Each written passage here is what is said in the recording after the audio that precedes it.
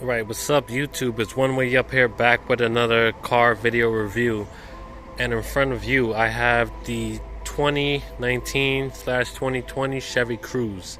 So 2019 was the last year that GM decided to stop producing this particular vehicle. So this is the last of the Chevy Cruze that you're seeing right now. This is the last design that they made for this car. Now, this car hasn't sold as well as their other products, so GM, they decided to restructure their organization and go in a different direction to make more trucks, larger SUVs, and electric vehicles. So this is the final Chevy Cruze that they've made, the last generation. Looking at the car, this is a compact sedan, so it's going to be on the smaller side, and also it competes with cars like the Nissan Sentra, the Hyundai Elantra, Honda Civic, Toyota Corolla, and other vehicles. And I must say that this Chevy Cruze is my favorite compact sedan. I like it better than the Corolla, Elantra, Nissan Sentra, all those other cars. I even drove the Civic. And even though this car is a little bit smaller on the outside compared to those other models, on the inside it feels very roomy. It feels very comfortable to sit inside this vehicle. So coming around the car, this car doesn't really have any design characteristics that make it stand out that much. You know, it's a pretty simple, straightforward design. And this is the LT model, as you can see by the LT badge on the right side above the taillight. But you get fake reflectors or whatever it is. These reflectors are made to make the car look a little bit more sporty. No exhaust on the back, which is fine. This is a compact sedan. So this is the LT model, and the Chevy Cruze starts off with the base L model, which starts at around 18,000. Then there's the LS, which starts at about 19,500. Then you have the LT, which is this model, which starts at around 21,000. And then there's the top of the line, the Premier model. But you know, pretty conservative design. This car doesn't really stand out as far as like any wow design exterior features. But one thing I do really like that they changed for 2019 is the front grille. The grille looks a lot better than it did before. It looks more sporty, and I do like the chrome strip that's going across. I do like how it lines up with the headlights, and I feel like they did a good job with that. It looks very similar to its bigger brother, the Chevy Malibu right there. But same grille. I like the design that Chevy decided to go with for these vehicles, but it's going to be kind of sad to see this car go, but it didn't really sell that well. So a great thing that you get in the LS model is remote start. So just hit the horn, start the car. Now this car does not have keyless entry, but you do have the option to get it, and I believe it also will come standard on the Premier model. So even though this is a turnkey, I do love that they give you the option to remote start the car. So putting the key in, turn this fan down. You know, it's a pretty simple startup. Now I'm just gonna pop the hood for you. You have to pull the lever twice, and I'll give you guys a look at the engine. Oh, turn that down. Okay. Do this with one hand. Cool thing about this hood is that you don't even have to lift the latch. You just lift it up. Anyways, this is a inline 4-cylinder. It's a 1.5 liter, I believe. Puts out 153 horsepower. So it's made it to a 6-speed automatic transmission. Nothing crazy about this motor, you know. Class competitive power, fuel economy, all that good stuff. It's not going to be as fast as a sports car or anything like that, but you know, it's a good enough motor. You get decent gas mileage, and isn't too much else to say about that. I'm not giving you guys a look at the interior. You get cloth seats on this one, but you do have the option to get leather on the Premier model. And you know, it's a pretty straightforward design. Everything's easy to get to. Let me sit back inside the car. Yeah, so like I said, as far as like the design of the car, I like it. I feel like it's usable. It's not complex. Nothing's complicated. It's pretty straightforward and simple. So, starting with doors, you do get automatic down for all 4 windows, but not automatic up. Let me just lift this up. And lock and unlock. Adjust your mirrors right there on the door. Now, as far as like the quality and the materials of the car, it is a compact car, so you're gonna have a lot of cheap materials that you're gonna see all throughout the cabin. But one thing I love how Chevy did it, they designed and laid out their materials in such a way that this car doesn't really feel that cheap to be in it. I don't know if that makes sense to you, but this is a whole cloth material that they have going on the door sill. I feel like this is much better than having hard plastic along the side like you would get in a lot of other compact sedans. Now, of course, everything down here is going to be all plastic, but you also get that in mid-size sedans as well. But like I said, I was actually considering buying a Chevy Cruze as my first vehicle at one point because I love the way the car felt on the inside. I'm 6'3".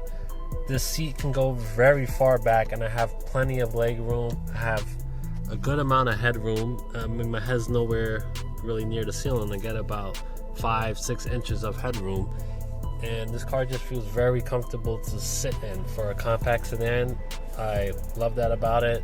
I do like how it has Android Auto and Apple CarPlay, so I can just plug in my phone, use GPS. I'm sure a lot of other cars have that, but still, the way the screen is set up, the way your climate controls are laid out, the whole interior. I love how the steering wheel is.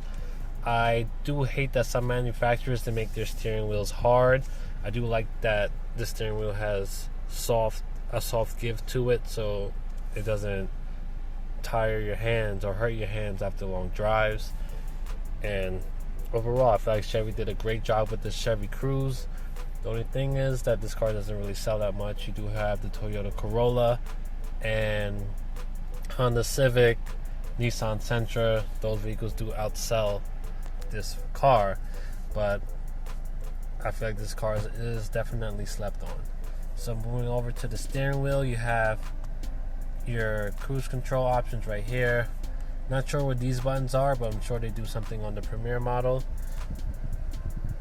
This is the voice command that you can activate and use in this car, which is nice to have.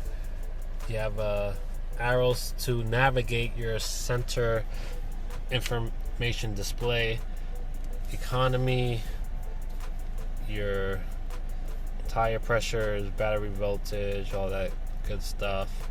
Another thing I like about this car that you don't have in, let's say, some Toyotas or Nissans, is that it tells you which tire has low pressure. So that's another great thing to have about the center screen right here. Windshield wipers over here.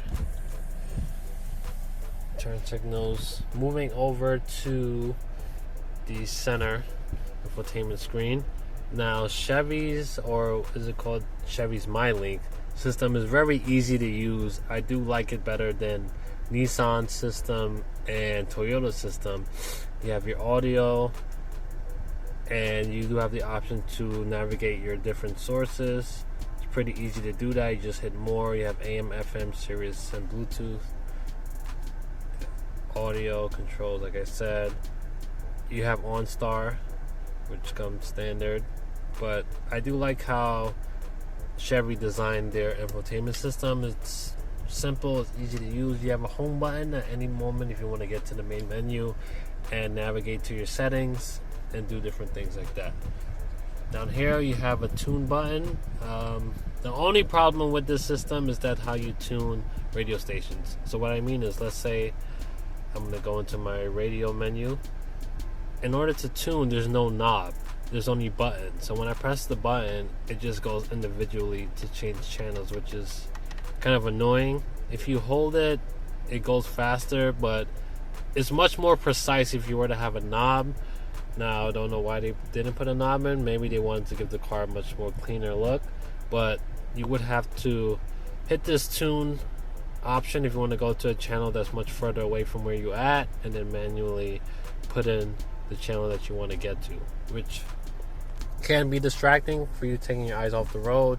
But you can also preset your channels and just navigate that through the back buttons on the wheel. So I switched from 67, 69. These are all the pre-saved selected channels that were on here. Anyways, moving down, this car does not have dual zone climate control, but I do believe in the Premier model you do get that. Now, I do like that they changed the knob. It's a digital display. Before, they didn't have a digital display. It would just be stickers. But when you adjust the temperature, I do like that the temperature pops up on the digital display on the knobs. Another cool thing, you do get heated seats in this LT trim.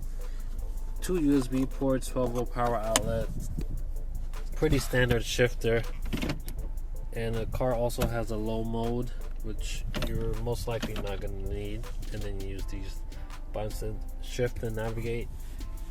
I do love that they gave you the option to turn off the engine start stop. Now in the Chevy Malibu, the bigger brother to this car, they don't give you that option, which can be annoying, but I am glad that they give you that option in this vehicle. Also, you can turn on and off your traction control. You get a little bit of storage up front, which is nice. I do like that they give you upfront storage. You don't have to open any compartments to store things like in other vehicles. So your cup holders are up here. You have a little bit of storage right here, which is great, and a big open storage compartment right here. But on top of that, you also get your center console, so you don't sacrifice on space with that. Now, it isn't as bright, or should I say as big, as other compartments, but it is a compact sedan, and it's not bad for a vehicle in its class. Glove box, I do like that they put a soft cloth material here instead of just keeping it all plastic. So yeah, like I said, I do like the way that this interior is designed. It doesn't feel cheap, even though it is cheap. But if you look for the cheap parts of the material, you're gonna see it. But just right off the bat, from just sitting in this car, it feels more comfortable and better than a lot of other compact sedans. But here's one thing I don't like that Chevy does, is that there's no holder up here for your sunglasses or glasses in general. I know I have glasses. I like to put my glasses here. So now that there's no sunglass holder, I would have to put them down there somewhere. But that's just one thing. Now let me get out this seat and go to the back. Just put the chair up a little bit.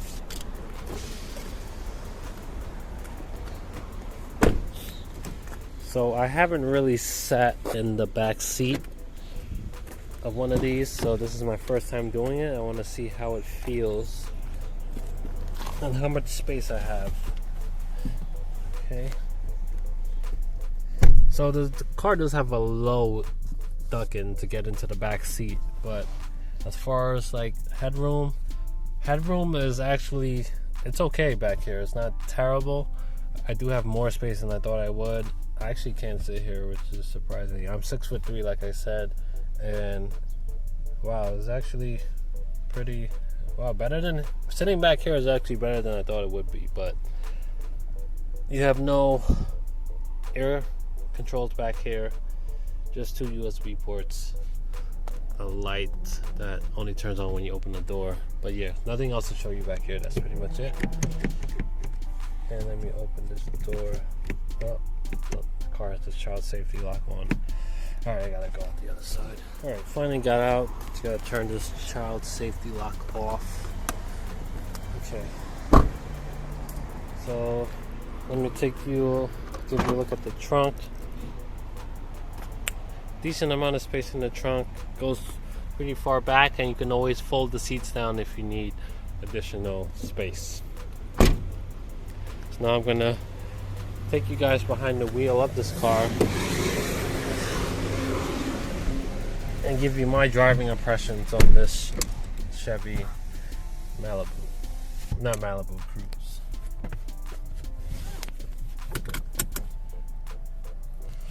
So this is a small car, and being a small car, just like a compact sedan, you're gonna have less power than you would get in a mid-size sedan.